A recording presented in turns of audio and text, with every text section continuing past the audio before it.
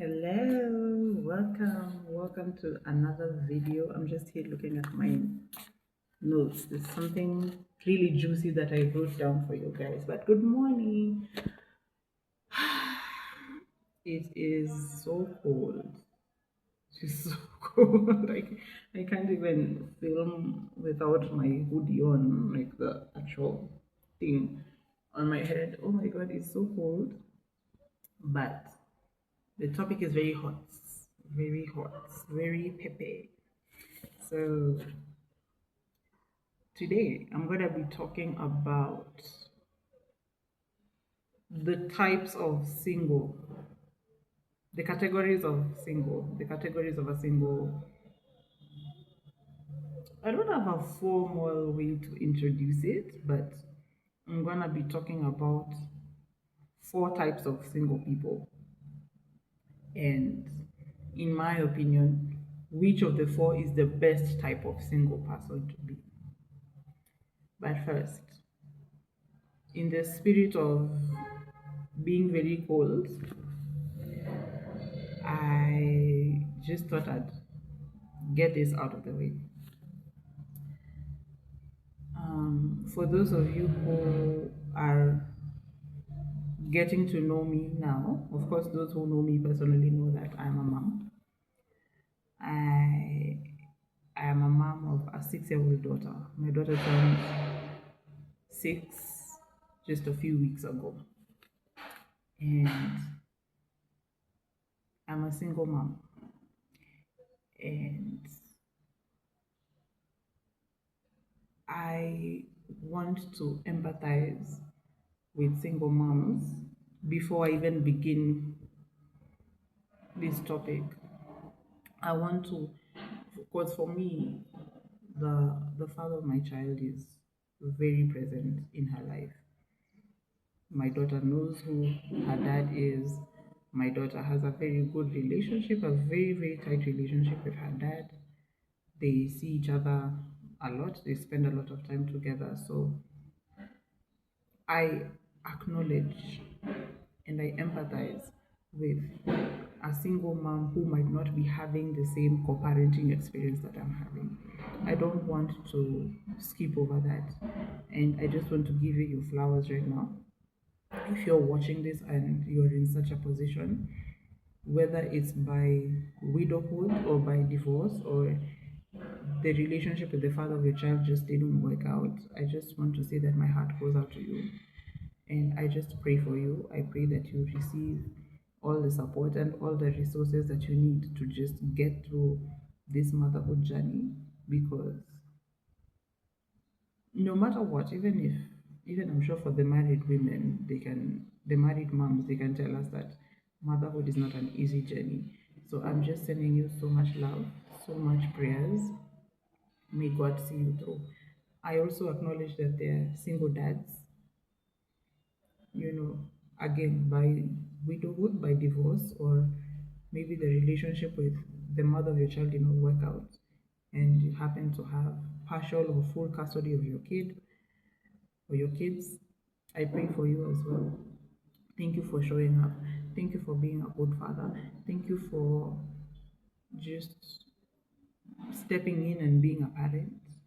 I know it's not the most convenient thing to do, but I promise you it's worth it. And may God reward you. May God see you through. May God send you all the resources and the support that you need for your journey. For the single dads watching, of course, especially because we're getting very close to Father's Day. I just thought I'd give you your flowers in advance. Now, with that out of the way, especially if you're a young woman, listen to me and listen to me carefully. A lot of us single moms, and some single dads as well, a lot of us are very intentional with our parenting journey. And I'm going to talk about the different types of single. If you're a man watching, please allow me to talk about the women.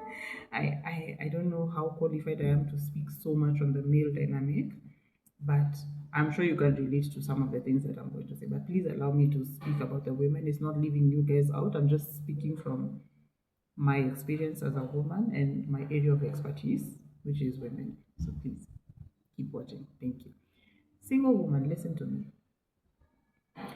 You might see us single moms making it look easy.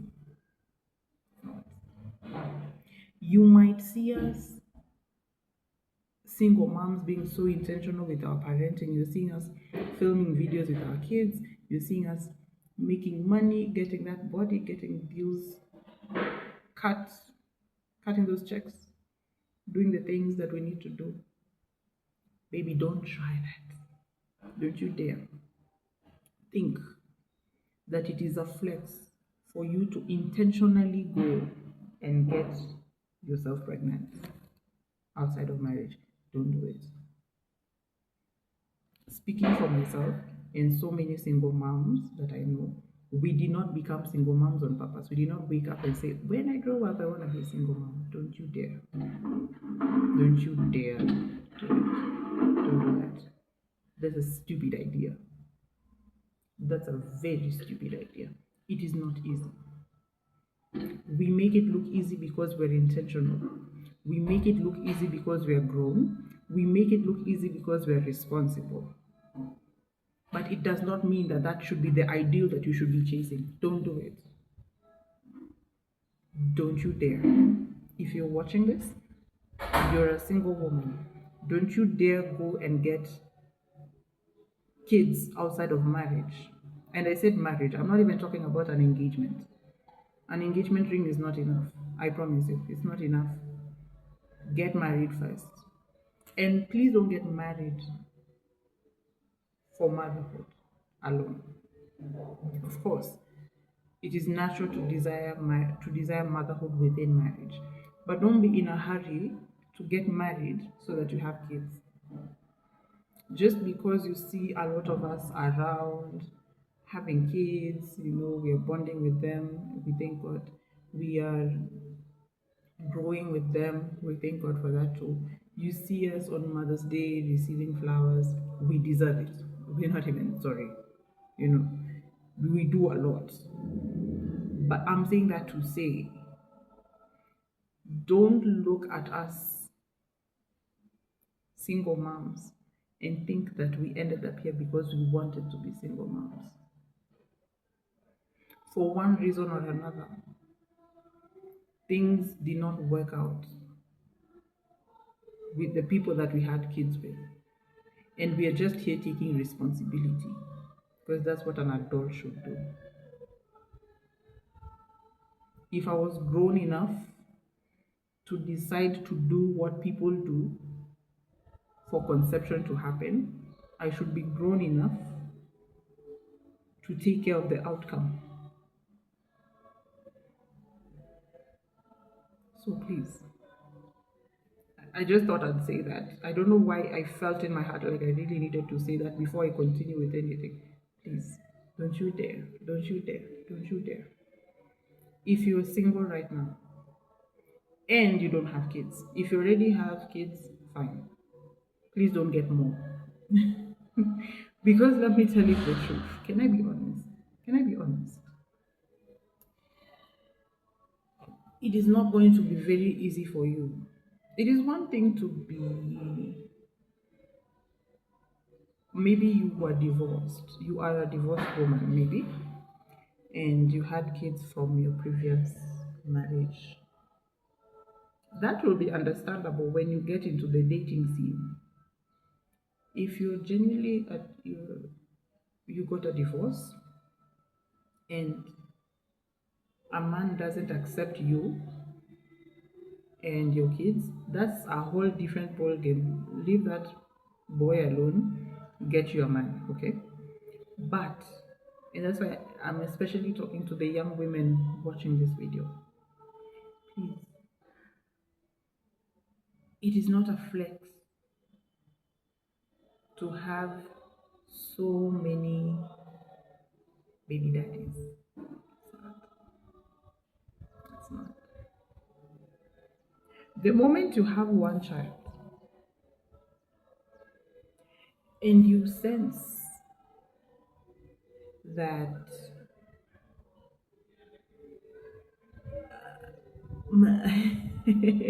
you have a nudge that my relationship with the father of this particular child is not going to work out. It is not for you to go to rush to get another child. If you have already done this, no judgment, just work on yourself, add value to your life, and take care of your kids. I am talking to the people that are not in that situation yet. Please. You will make it very difficult for yourself. You will make it very difficult for yourself to, when it is time for you to get married, when you're considering now getting into the dating scene, you will have a very difficult time landing a serious man. It will take a lot more work for your value to be apparent when you have multiple kids with multiple men as a single woman. Keep it together. Keep it together. If you feel like you have a lot of love to give, go be an auntie. Go pour love into something else, but don't just go popping babies because you can. I'm gonna be real. It's gonna sound very harsh, but I'm just gonna tell you the truth, because I really thank God that we are living in a society that is now beginning to appreciate single moms more. It's better than it used to be. Of course, it could always be better, and I acknowledge that there's still some single moms that are having a really hard time. They're having a lot of judgment and things like that, and that is wrong. But you see a lot of more serious, mature men becoming attracted to us single women with maybe a kid or two. For the women who've been, I'm not divorced, but for the women who've been divorced, they have some experience in marriage, and some men see value in that because this woman has been in marriage before, so she can build a home again. Some men have that perspective. Or for people like me who have one child, you're like, this could be a responsible child. That some men have that perspective. Now don't look at us and say, what should I do? Let me go and get a baby by some random man. No, don't do that. Don't do that. Don't do that. Please don't do that. It's a mistake. The baby is not a mistake. But guess what? You have to be very intentional about how you raise your children. It is not a flex for you to bring your children into chaos when you can avoid it. I'm not saying be paranoid. I'm not saying that you should never want motherhood. I'm just saying be responsible about the situations that you put yourself in before allowing yourself to have kids. So I just thought I'd put that out there before I start talking about what I want to talk about, because yes, we are not judging you. This is not about judgment. This is not about condemnation, but we are going to tell you the truth. It is our responsibility as older women I'm 33. It is my responsibility to society to be able to pass down knowledge that I have to the 20-somethings, to the teenagers. Because it's such a worrying trend that I'm seeing, and it's not cute. I promise you. You are cute, but what you are doing is not. Don't cheapen yourself like that. Don't cheapen yourself. It takes a lot to cultivate your value as a woman. Don't drain yourself of your value like that. Wait for the right time to have kids. Wait for the right. You do not become more valuable because you're a mom. Being a mom or not doesn't make you more valuable or not. You're valuable because you're here. You're valuable because you're alive. You're valuable because you're a child of God. Cultivate what is within you. Cultivate what is within you. Please. I thought I'd start that and just get it out of the way before I go to my actual topic. We good? Good. So now I want to talk about the four types of single, let me just say women, men watching. See, I've already talked to you guys. So you understand? The four types of single women I have been all for.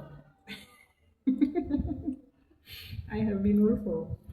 And I can definitely recommend which one I prefer.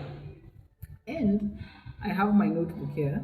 Just before I came out to start filming, I saw a very interesting post by someone on Instagram that is so in it's so in topic, like it's so in alignment with the topic that I want to discuss. And I was wondering whether to talk about this first or to just go with what I wanted to say first and then come back to it. And I've decided, let me not disrupt my train of thought. Let me just say what I wanted to say, and then I will refer to whatever the post was. And it's going to be interesting, I promise. So, the four types of single women. Number one, you are single and you're miserable. You are single and you're miserable. You're the one listening to sad songs all the time. This is not judgment, I promise you. This is not judgment. I'm saying this because I've been there myself. And like I said, I'm here to recommend what is better. And by the end of the video, you will see why. This is not judgment at all. But at the same time, I have to speak the truth because I want to see you grow. I want to see you transform. Okay? So please don't don't take it the wrong way. Yes, yes. You are listening to sad songs all the time. You are begging your ex to come back to you. You keep rereading the messages that you guys were, your chats. Or maybe you've never been in a relationship before. That's also another possible scenario, still in the same category. And you all you want is love. I just want love. I just want romance. I can't help but add those sound effects because that's what you actually look like when you're like that. That's how you actually feel. You're miserable. You are miserable. You don't see the point in life. You don't see, and this is not just for younger people, even towards your later 20s into your 30s, maybe even your 40s, you just feel like, man, is it so, I just need love. Like, is that so bad? Is that too much to ask? You know, like you're there just debating with God, and you're like, God, I'm not even asking for too much. You're miserable. You are in pain. Genuinely, like you are.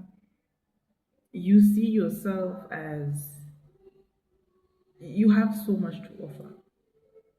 Maybe you're not even younger. Maybe you're even older, from 26 going. You're working on yourself, you're investing in yourself, you're adding value to your life, you're educated, you're smart, you're kind, you're loving, you're beautiful, I'm sure, but you just can't seem to find true love. And people around you that don't even care, very nonchalant about relationships, those are the ones that are getting 5 different men proposing to them, and you're like, what happened here? Like, is this, am I missing something? Am I, and you know that you're meant to be a wife. You know that you are meant to have a family.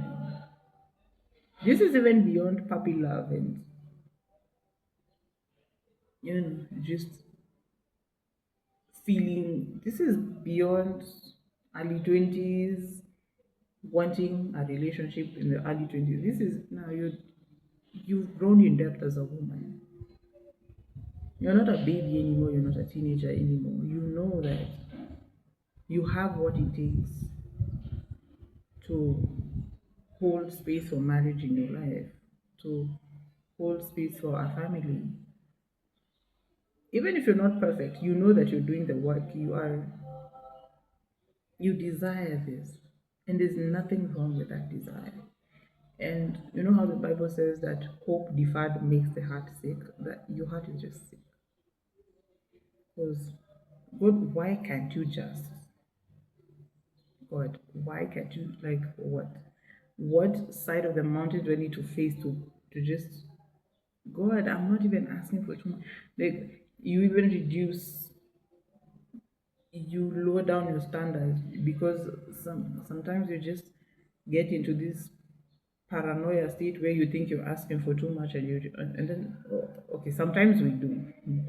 Sometimes we ask God for very silly things, to be honest, but you just like God, God, honestly, and it hurts. It hurts. It hurts. If you're there right now, let me first address the early 20s desire for love, first of all. It is not wrong for you at any age to desire love. But for you who are in your early 20s, my advice would be, and I acknowledge that there are people who get married from 20 going. Some people, you know, some people have two kids by 25. I acknowledge that. I'm not saying that that is too young. And I'm just saying that even in your desire for love, now if you're below 25 and you're in this state of being miserable because you want love, there's a lot more to life. Love is not a bad thing to want. It is a God given desire for us to desire companionship. We are created to be helpers. Because God told Adam that it is not good for man to be alone. So that's an inbuilt desire. It is not faking and it's not bad. God said that He would put single people in families. So that's absolutely okay to desire that for yourself. However, marriage is a very big container. Marriage is a very big institution. First, you need to understand that it's an institution. Marriage is not a forever sleepover. Marriage is not a party that never ends. Of course, it's deeper and more nourishing than that, but it is not a forever crash. It takes building, it takes work. And marriage is a part of your life, it is not your whole life. And if you don't know how to do life, I doubt that you will know how to do marriage. As a under 25 woman listening to me right now, if you don't know how to do life, I doubt you know how to do marriage. If you don't know how to make money, if you don't know how to take care of your body, if you don't know how to build social skills, if you don't know how to be a homemaker, because even and I know you're going to tell me, oh, I'm going to have money, I'm going to get help. Fine. But when you're getting help in your home, it is you directing them. I want this done in this way. How will you know what you want if you don't know how to do it yourself? Even if you're not very good at it, you have to have a vision for what your home is going to look like and feel like.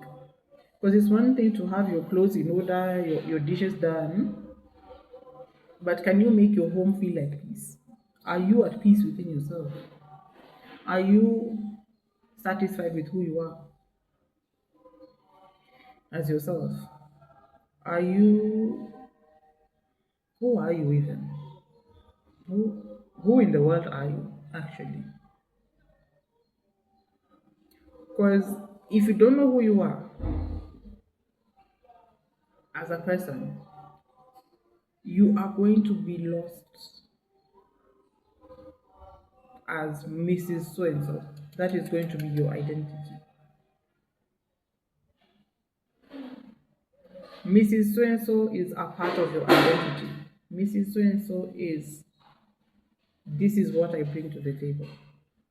And by bringing to the table, I mean, this is my identity, my unique identity, my unique value that will make this marriage work.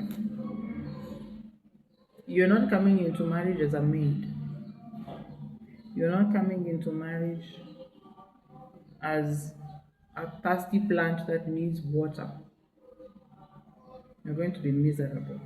And you might even attract very toxic partners when you get into situations not knowing who you are and not working towards it every single day of your life.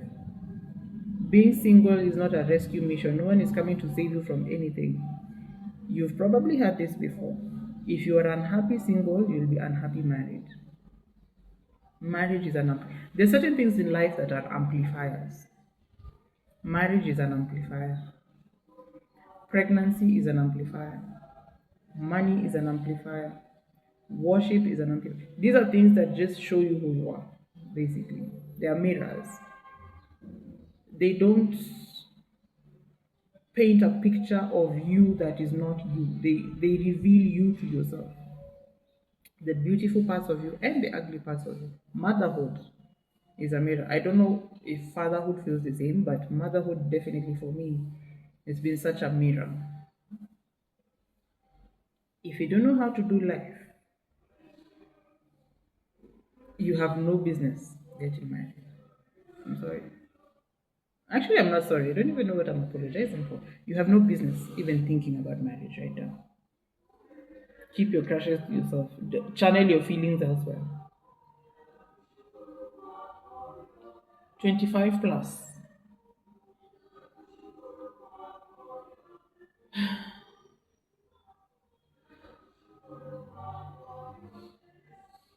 You have to let the misery go. You have to stop feeling like you have an empty hole in your heart that can only be filled by marriage. And I'm saying this with all the compassion in my heart because, like I said, I have been all these 4 single women that I'm describing today. So I'm not saying something that I don't know. You have to let the misery go because you will end up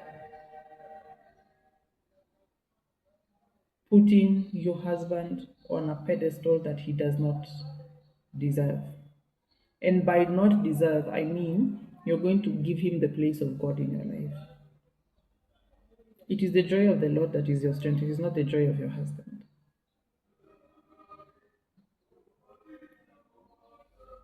The misery is real. It doesn't mean that the misery needs to stay. The misery is understandable. It does not mean that it is correct for it to remain. God did not make us, bring us to this earth to be miserable. And if you are single, 25 and above, and you are miserable, you hate being single,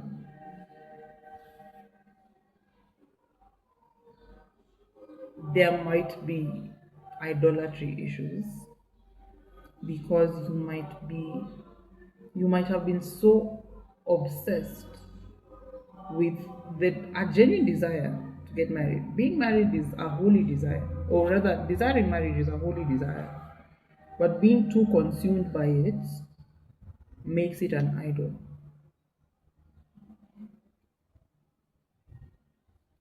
The misery is real, but God's ability to heal you from misery is more real than the misery itself. So, what are you going to acknowledge? Are you going to acknowledge the misery or the healer more? God's love is able to cause you to be a woman that is single and satisfied. Are you going to allow God to do that? Or are you going to hold on to that identity? Do you really want to be happy? Do you really want to be happy? Or do you just want to have a reason to complain? Maybe you've never seen a woman who is in a healthy place as a single woman. Maybe you've seen the extremes. You're either begging for love on the streets or you're just a stone, and that's the next kind of single woman that I'm going to talk about. Maybe you've never seen a model of a healthy single woman who desires marriage but is not consumed by marriage or the desire of it. It will sound cliche, but I am saying what has helped me get to this point. Get close to God. The fruit of the Spirit is love, joy. So, if you are not living a life of joy, you are not living in the will of God. So, it is not justifiable to be miserable. Yeah. And this is not, I'm not even talking about grief and things like that. I'm talking about just that longing that is just, it gnaws on you. It just messes up your brain. It messes you up. It just makes you feel so angry and bitter just because you did not get married. Walk with God. I'm not saying you're not walking with God now. I'm saying just go deeper. It's an invitation to go deeper. Let God into those spaces. So God, oh God, I feel bitter. God, I feel miserable. I feel upset. I would love company right now. I would love to be held right now. I would love companionship. Like, be honest with your feelings because the feelings are not wrong. But trying to navigate those feelings without God. God wants to go through the process with you. God just doesn't want to magically take away your pain by giving you a man. That's what we don't understand sometimes. God wants to go through the process with us. God wants to go through the valley of the shadow of death with us. God wants to go through the pain with us. We see God and He is able to remove the pain. But the same God can also decide that the pain can grow you. If He goes through the pain with you, He will know how to equip you with the grace you need to go through that season and come out better. Why not surrender to the opportunity that your singleness is presenting right now? There are deeper levels you will go with God single. That if you miss out on the opportunity, you will get married, and if you missed that season, you will not have the time, you will not have the emotional capacity, you will not have, it will be more responsibilities because now you have a man to take care of, you have kids to take care of, you have career advancements, you have purpose and all the things. This is a unique opportunity to build your intimacy with God. Intimacy is not pretty. Intimacy can be messy. Intimacy can be disgusting sometimes. Because you show up in the presence of God and you're like, yeah, yeah, I'm here. Yes, God, I'm here. So, if you've never been raw and real with God, do not expect that you're going to be raw and real with your husband. If you cannot be raw and real with a God that loves you, that knows your past and loves you anyway, that knows your deepest flaws and loves you anyway, do not tell me that you're going to make it in a marriage with a man who is human like you, who needs God just as much as you do, if not more. Don't tell me that you can't. You don't know intimacy because intimacy is not sex. Intimacy is not just pleasure. Are you chasing pleasure or are you chasing intimacy? If you do not know how to be intimate with a perfect God, You do not know how to be intimate with a mere man. And I'm speaking to myself. I'm speaking to a certain version of myself. This is such an opportunity. Don't let the enemy make you feel like this is the pain is there. I'm not saying don't acknowledge your feelings. I'm not saying pretend. What I am saying is see it positively. See it as an opportunity. And I promise you, God is a rewarder. When you choose to judge God faithful in a season like that, when you choose to believe that God has your best interest at heart, even if it doesn't look like it and even if it doesn't feel like it, oh my God, the rewards that are coming your way, you will not even understand. But even more important, God is your reward. You will know God for yourself in a way that you might never have had the opportunity to if you weren't single in this particular season of your life. So, the second type of single woman is the single and numb. These women crying about love, oh, they're just sissies. Just being chicken. I'm just gonna close my heart. Marriage is trash. Relationships are a scam. You see that kind of language. It's just like, ain't nobody got time. If you are that kind of single woman, I'm gonna applaud you for one thing. You are in your own unique way, you are deciding not to be a victim. You are deciding to be strong. I will applaud you for that. You are deciding to not be walked all over. You are deciding that maybe you saw your mom or your grandma or your aunties going through certain things. And you're like, you have an idea of what boundaries look like. You have a very good idea of what you don't want. Here's the problem with being numb. Numbness is closer to death than to aliveness.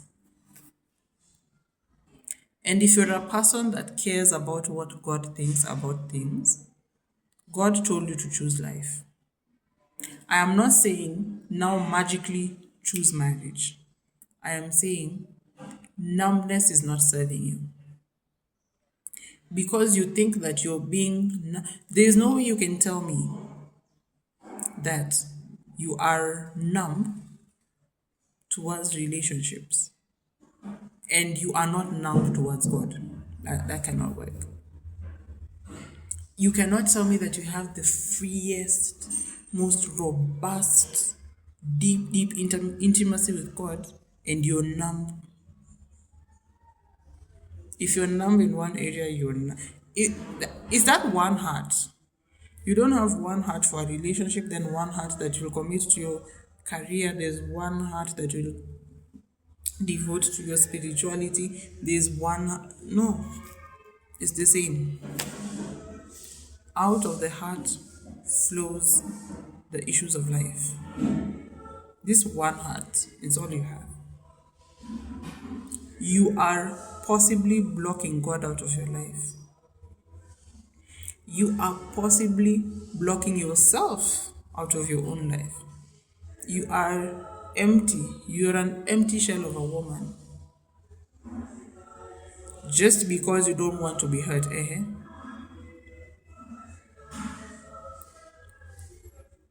You don't protect yourself by being numb. You're killing yourself by being numb. You're doing the very thing that the abuser would have done. You're just destroying yourself in a different way. Now it is not the other person holding the weapon to you, to your head, or stabbing you. It is you stabbing yourself.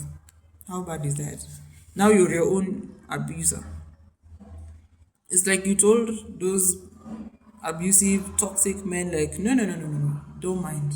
Don't destroy me. I can do a better job of destroying myself. That's what you're doing. Maybe you even went through something really traumatic. I understand that. But you choosing to be numb is saying, can nobody destroy me better than I can? That's what you're saying. Because you're cutting out life from your soul. It's like, I can find better poison than you. You want to stab me with a knife. Don't mind. I'll shoot myself. I have better weapons. That's what you're doing. Stop it. Stop it. The thing about the single and miserable girls is that at least they are vulnerable. At least they are in touch with their feelings. Enough to say, I'm unhappy. This is a good thing. I forgot to acknowledge that. I'm sorry. At least they know. It's not, I'm not feeling okay, and I'm not going to pretend that I feel okay when I don't.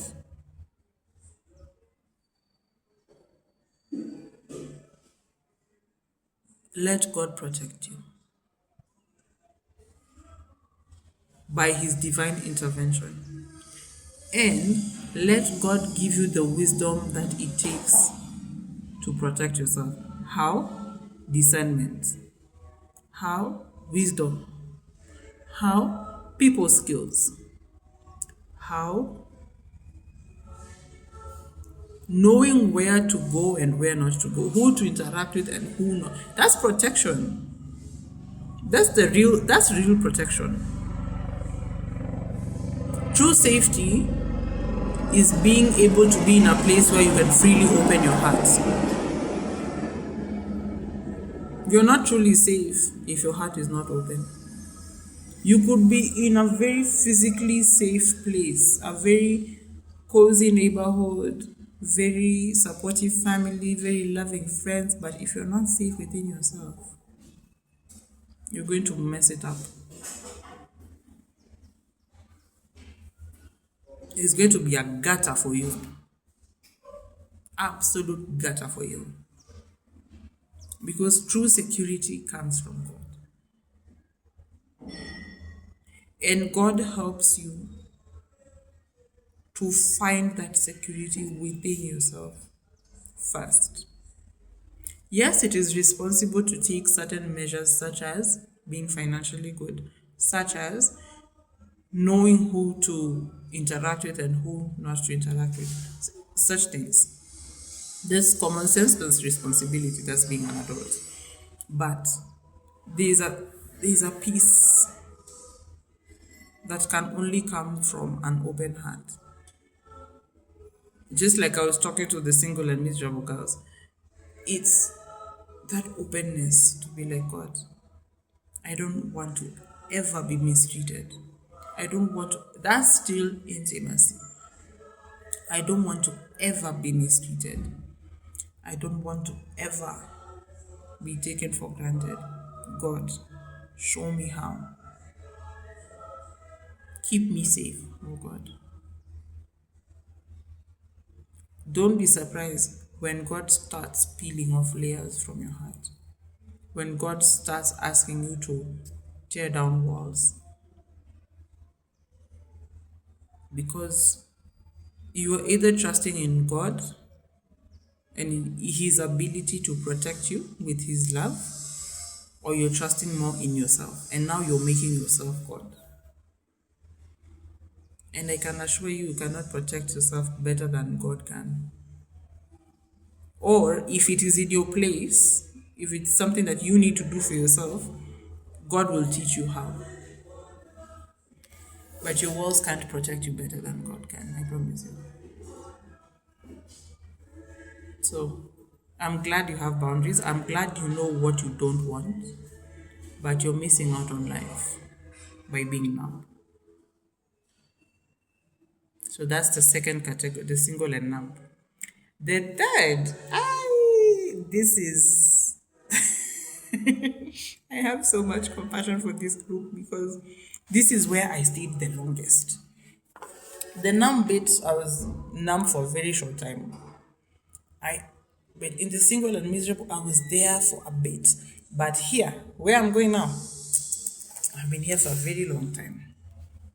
The single woman who is using her single season to prepare for marriage. Someone might ask me, what is wrong with that? I'm not saying there's anything wrong, but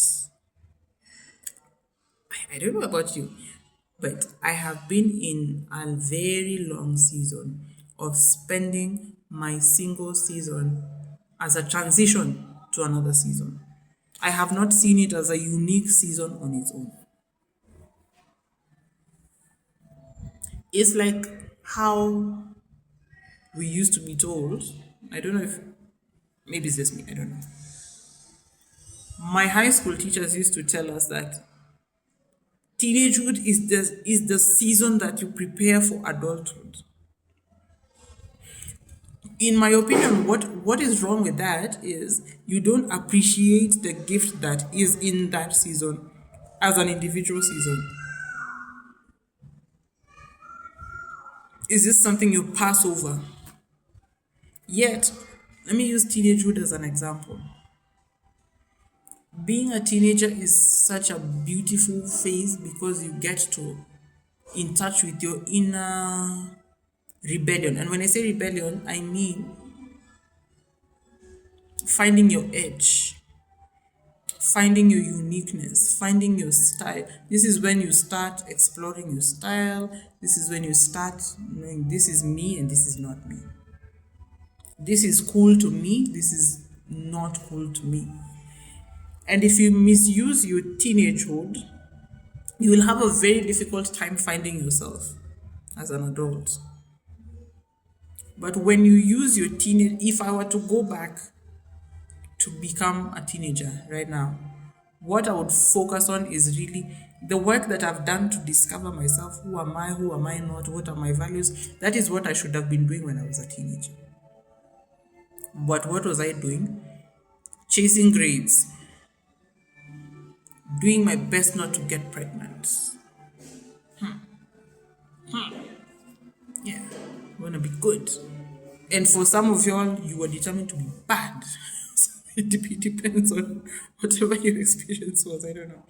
But that was my journey with authenticity should have started.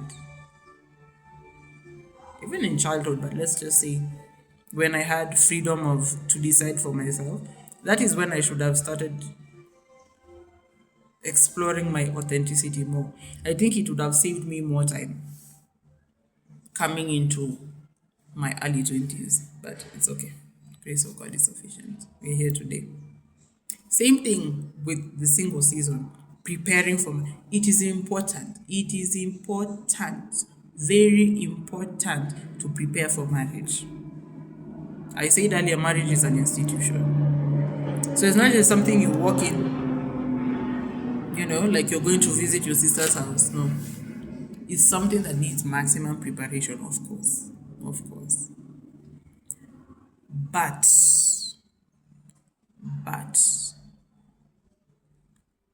your purpose in life is not preparation for marriage. Your purpose in life is not preparing for a man. This is useful information to have. Very useful. And I'm not downgrading it. I am not downplaying its importance. I am just saying that if that has now become your purpose, it implies that you believe that all you are created to be is a wife. So what if God decided that you never get to be a wife? Or if you are divorced or widowed, it is not in God's will for you to be married again. What then do you do? Does your life end? It's as if your essence as a woman is marriage.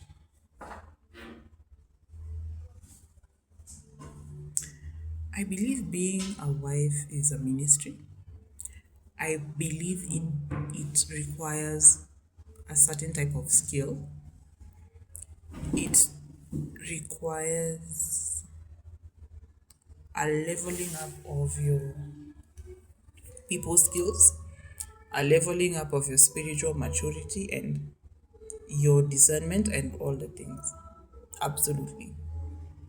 But is that who you are? Is that who you are? And the thing about this particular season is that for me, I really did my best to convince me. I knew that I was enough. I didn't know that I was enough. Two different things. Logically, I know I have value. Logically, I know I carry something special. I know my uniqueness. I know. But it didn't feel like it because it felt like the ultimate validation of my worth is marriage. And it takes a lot of courage to admit to yourself that that is how you actually feel. Because it took a while for me to realize this. Again, it is not bad to want to be married. It is absolutely prudent to prepare for marriage. But what if you never get to be married? If God came and told me, Samantha, it is not my will for you to be married. You'll just be Zuri's mom, and that's it. You get to do other things with